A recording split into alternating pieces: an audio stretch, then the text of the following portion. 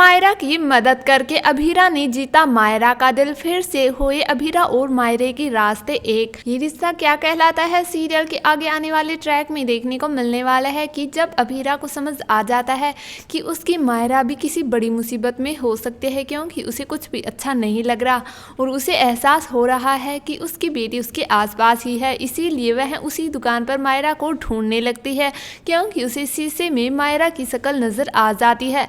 लेकिन जब वह पीछे मुड़कर देखती है तो वहां पर कोई और ही होता है। और उसके बाद जब अभीरा बहुत ज्यादा निराश हो जाती है तभी पीछे से आवाज आती है मम्मा, क्योंकि मायरा अभीरा को पहचान जाती है। लेकिन मायरा के बड़े होने के कारण अभीरा मायरा को नहीं पहचान पाती। और इसी के साथ अब शुरू होती है एक नई कहानी, क्योंकि अब अभीरा और मायरा दोनों ही एक दूसरे के सामने आ जाती है। मायरा को अभीरा की बहुत ज्यादा जरूरत होती है, इसीलिए उसे समझ नहीं आता कि वह अभीरा से नफरत करे या फिर उससे मदद मांगे।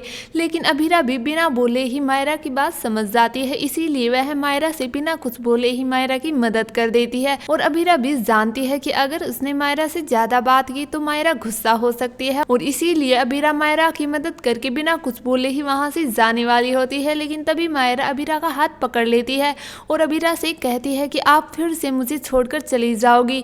तब अभीरा की आंखों से आंसू बहने लगते हैं और उसे समझ नहीं आता कि आखिर अब वह क्या करे, क्योंकि उसके सामने ही मुक्ति भी होती है और अगर मुक्ति को कुछ भी पता चला तो उसके दिमाग पर गहरा असर हो सकता है।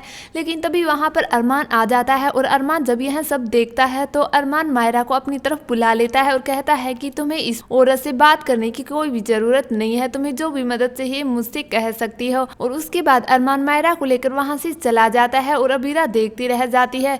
लेकिन आखिर इसके बाद कहानी में क्या होने वाला है, क्या मुक्ति को भी सच का पता चल पाएगा और क्या अब मुक्ति और मायरा दोनों मिलकर अभीरा और अरमान दोनों को एक दूसरे के नजदीक लाने वाली है? जानने के लिए बने रहे हमारे चैनल पर।